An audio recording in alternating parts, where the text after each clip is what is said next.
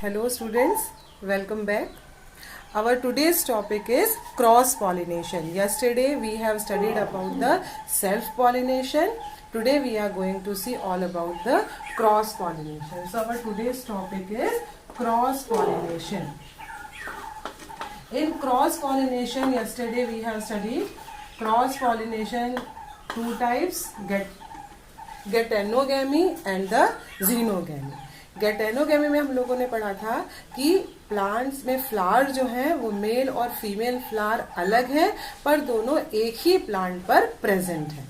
Okay, and another geitonogamy which is also known as the true cross pollination. वहां हमने देखा था कि मेल और फीमेल फ्लावर अलग है और दोनों अलग अलग प्लांट्स पर भी प्रेजेंट है. Okay, so now we are going to see the adaptation for the cross pollination.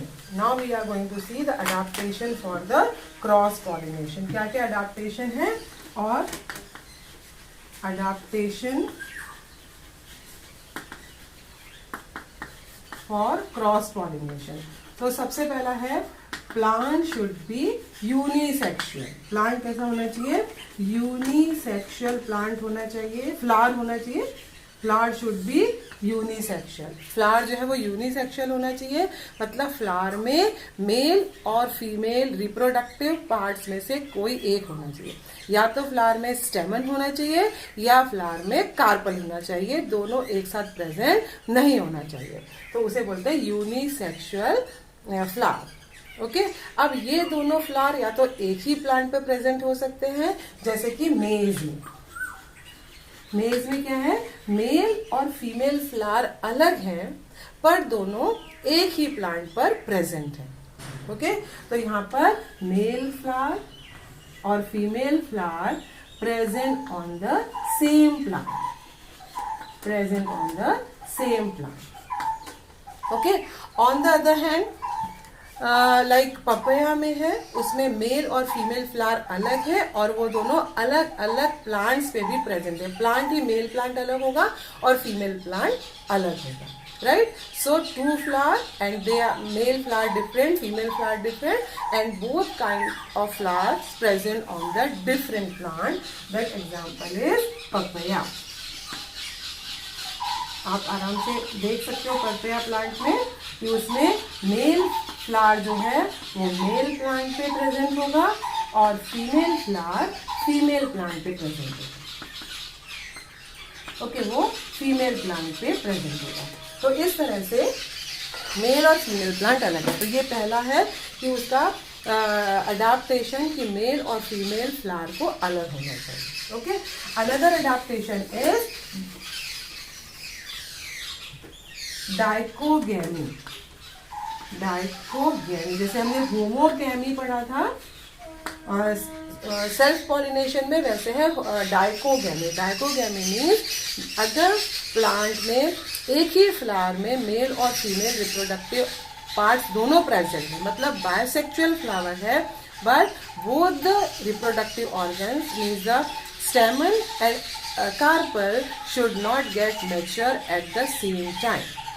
Flower is bisexual flower. Flower has both the carpel as well as the stamen. लेकिन उस केस में क्या होना चाहिए अगर हमें क्रॉस पॉलिनेशन करना है तो that the both the parts should not get mature at the same time.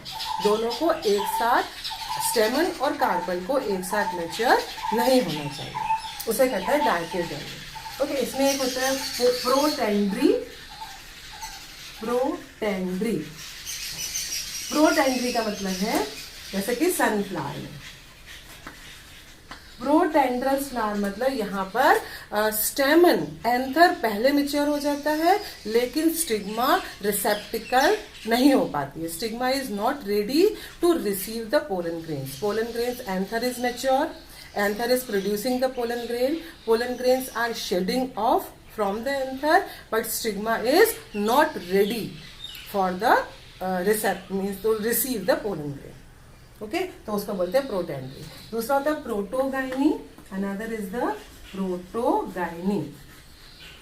जैसे कि रोज में दिख जाएगा. You have to see the other examples as well. I am telling you with one example, but search in the books. and see the other examples as well. Okay, at least 4 examples you have to write down. Note बनाते जाइए और उसमें आप लोग add करते जाइए. Okay, सो protogyny मतलब कि उसमें जो गाइनोशियम है, मतलब जो पिस्टल है वो पहले मेच्योर हो जाएगा, but the anther is not mature.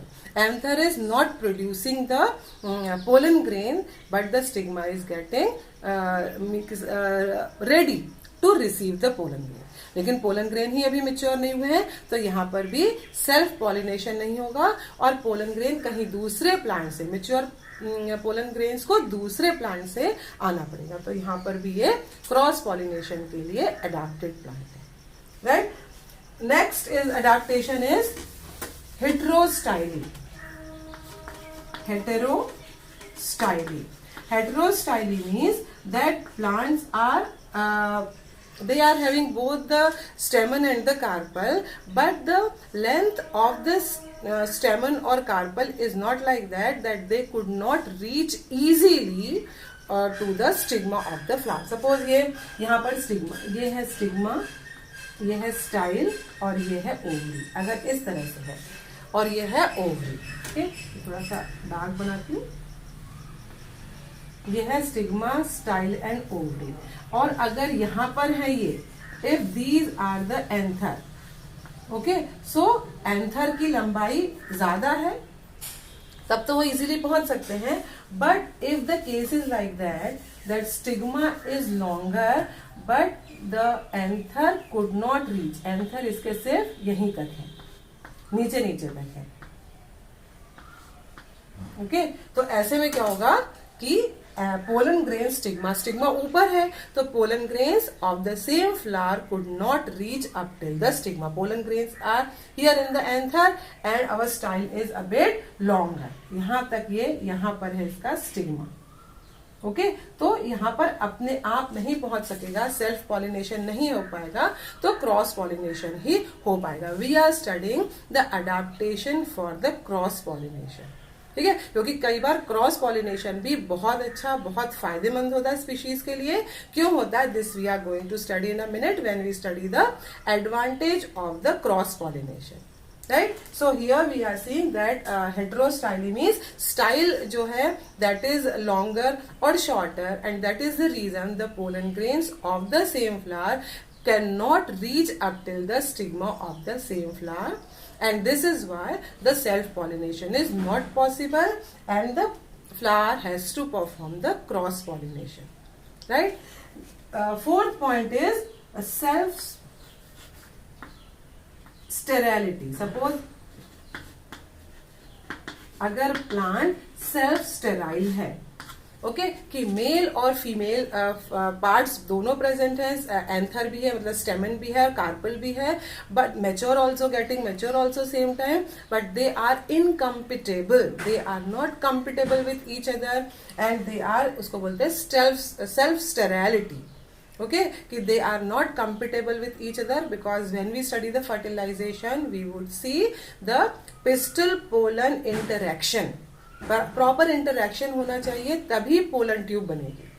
तो certain species, their pollen and pistil, they cannot interact properly, so this is known as the self sterility or incompatibility. Okay, so example we can take the potato. Potato is the example where the pollen grains and the stigma, they are incompatible, they are not compatible, and the self pollination is not possible. Okay, so all are the adaptation we have seen for the cross pollination. Flower should be unisexual, एक ही कुछ होना चाहिए, या तो stamen या carpel.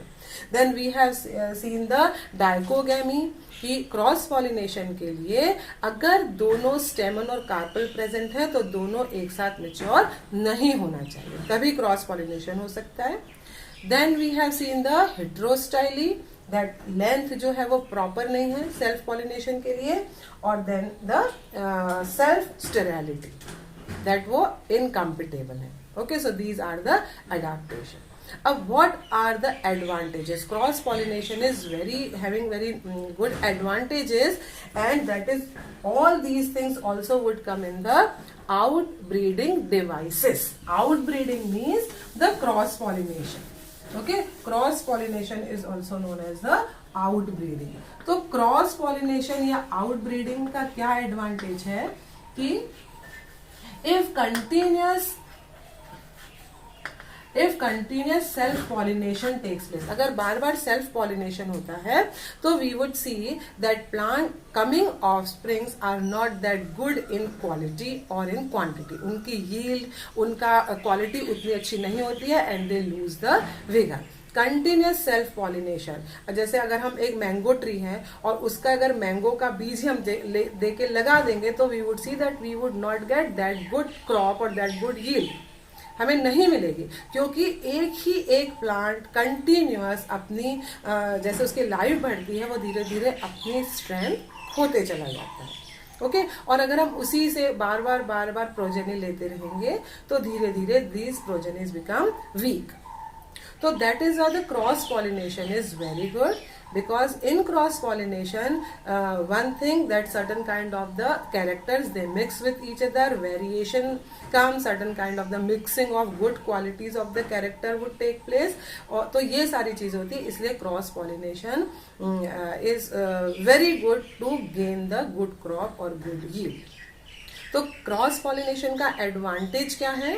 Cross pollination का advantage है कि हम डिफरेंट काइंड के कैरेक्टर्स प्लांट में इनकॉर्पोरेट हो सकते हैं और डिफरेंट काइंड की, अगर सपोज एक पर्टिकुलर प्लांट कोई बहुत अच्छा नहीं है तो हमें अगर उसको उसकी वैरायटी को हमें इंक्रीज करना है, इनहेंस करना है, तो क्रॉस पॉलिनेशन से हम उसे इनहेंस कर सकते हैं. Right, so these are the advantages of cross pollination. What is the disadvantage of cross pollination? Cross pollination requires certain kind of the agents for the pollination. अपने आप नहीं होता है, it requires certain kind of the agents. और अगर वो agents proper available नहीं है, या अगर wind से हो रहा है pollination, या water से हो रहा है, या insect से हो रहा है, तो this is the dependency. They are dependent on the other agent. Or suppose the agent is not that capable, then the pollination cannot be taken place properly. ठीक है, तो क्रॉस पॉलिनेशन का डिसएडवांटेज क्या है कि ये अपने एजेंट के ऊपर डिपेंडेंट रहते हैं. अगर एजेंट है, अगर विंड नहीं चल रही है तो क्रॉस पॉलिनेशन फिर अच्छे से नहीं होगा, या वाटर करंट प्रॉपर नहीं है ना, तो फिर भी क्रॉस पॉलिनेशन होने में प्रॉब्लम होगी. या इंसेक्ट है तो they are dependent on the agents. Right, as I told you certain agents are required for the cross pollination. Cross pollination में pollen grains transfer from one flower to another flower, from the anther of one flower to the stigma of the another flower. तो इस transfer के लिए certain kind of the agents are required. कुछ agents की जरूरत होती है. Okay, तो this agent बायोटिक हो सकते हैं और abiotic हो सकते हैं. Right? In abiotic we study the pollination by wind and pollination by water. अगर pollination by wind है तो उसको हम बोलेंगे anemophily. Anemophily, ANEMOPHILY, anemophily. Anemophily, these terms you have to write down and you have to remember. Okay, anemophilous plants means flowers, means the flowers which get pollinated by the wind. Okay, और water means hydrophily, इसको बोलेंगे हम hydrophily. Hydrophily means plants और flower which get pollinated by the water. Okay, तो जब wind pollinated या water pollinated flowers है, plants है, तो they are pollen grains and flowers must have certain characteristic features.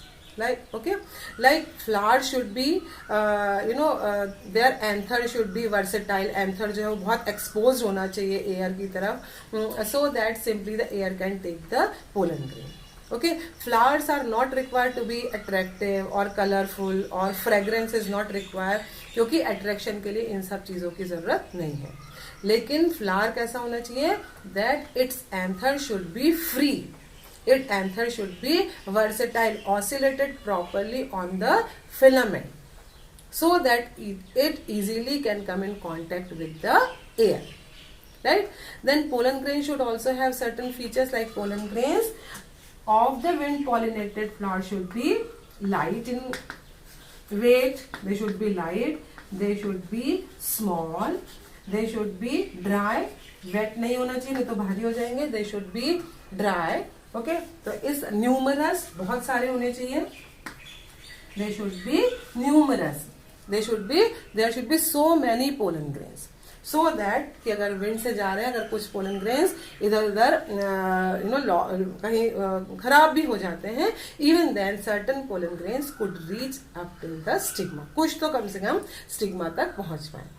तो wind pollinated plant they should pollen grains, these are the characteristic of pollen grain. Pollen grain should be light, small, dry and numerous. Okay, example है इसका मेज. आप मेज देखोगे तो उसमें सबसे ऊपर की तरफ फीमेल इनफ्लोरेसेंस होता है. फ्लावर जो रहता है वो सिंगल नहीं होके पूरे इनफ्लोरेसेंस में बहुत सारे फ्लावर लगेंगे.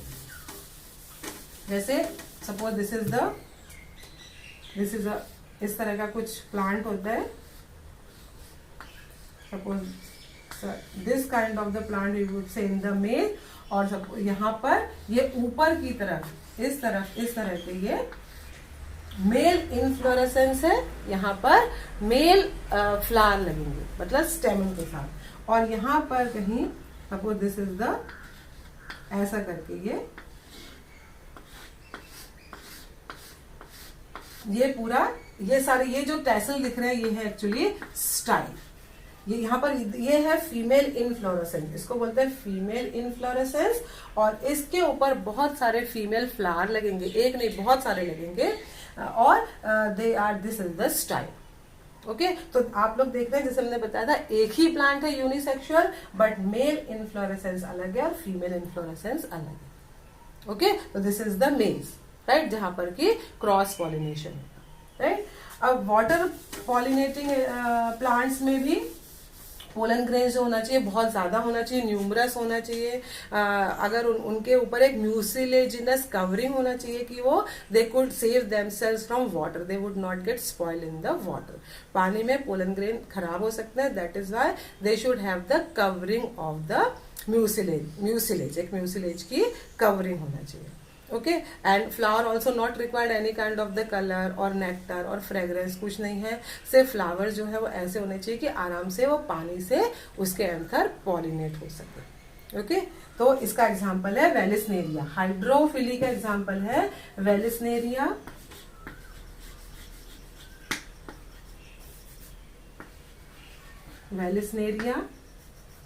वेलिस्नेरिया में जो फीमेल फ्लावर है वो पहले सबमर्ज रहेगा, पानी के अंदर रहेगा, लेकिन मैचुरेशन पे उसका स्टॉक ऐसा पूरा अनरोल्ड होके जो फीमेल फ्लावर होता है वो ऊपर आ जाता है सरफेस के ऊपर.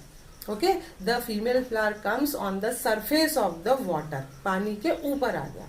Similarly, male flower also, they on the maturation, they just float on the surface of the water. When they come in contact, the pollination takes place. समझ गए? तो वेलिस्नेरिया में पानी के अंदर है पर वो सरफेस के ऊपर है. ठीक है, इस तरह के हाइड्रोफिलस पॉलिनेशन को बोलते हैं एपी हाइड्रोफिलस. एपी मतलब ऊपर, एपी हाइड्रोफिलस. क्या बोलेंगे? Epihydrophilous, epihydrophily. ठीक है, और जो जैसे जोस्टर है, जोस्टर में ये होता है हाइपोहाइड्रोफिली. ये सारा पॉलिनेशन फीमेल और मेल फ्लावर का होगा पानी के अंदर. वेलिस्नेरिया में फीमेल प्लांट पहले सबमर्ज्ड है, पानी के अंदर है, पर मैचुरेशन पे वो पानी के बाहर आ जा रहा है. ओके, और तब उसमें फिर मेल फ्लावर आके पॉलिनेशन हो. तो this is about the hydrophilous. Third है insect pollinated plant. Insect pollinated plant को बोलते हैं एंटेमोफिल.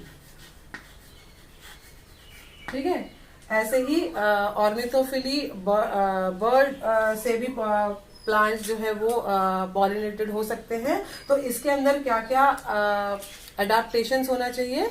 इनके अंदर अडाप्टेशंस के लिए फ्लावर जो है वो बहुत अट्रैक्टिव और कलरफुल होना चाहिए. Flower should be colourful. so that they would attract the insect. Okay, flower colourful होना चाहिए, उनके अंदर नेक्टर होना चाहिए कि वो नेक्टर या पोलन ग्रेन को कलेक्ट करने के लिए इंसेक्ट विजिट करे फ्लावर के ऊपर. ओके, तो इंसेक्ट पॉलिनेटेड प्लांट है, बर्ड पॉलिनेटेड प्लांट है, बैट से भी पॉलिनेटेड प्लांट होते हैं. तो जो इंसेक्ट पॉलिनेटेड होते हैं उसको बोलते हैं एंटेमोफिली. ओके, लेकिन जो बर्ड पॉलिनेटेड है या जो इंसेक्ट पॉलिनेटेड है उनके फ्लावर को कॉन्स्पिक्यूअस होना चाहिए कि मतलब बाहर से ही दिखाई दे, कॉन्स्पिक्यूअस होना चाहिए, वो फ्लावर दूर से दिखाई दे जाए इंसेक्ट को. कलरफुल होना चाहिए, it should be having nectar so that for collecting the nectar the insect would come. Okay, और पोलन ग्रेन स्टिकी होना चाहिए so that the pollen grains could stick on the body of the insect, and when they would go visit to the female flower, then this can dust on the stigma of the flower. Okay, तो pollen grain sticky भी होना चाहिए. Okay, इसका example है Salvia, insect pollinated का. Salvia आप लोग practical में मेज से पॉलिनेशन बहुत अच्छे से पढ़ोगे, और साल्विया में बहुत इंटरेस्टिंग पॉलिनेशन होता है वो आप पढ़ोगे, और युक्ता प्लांट इसमें पॉलिनेशन होता है bye insect. Okay, thank you.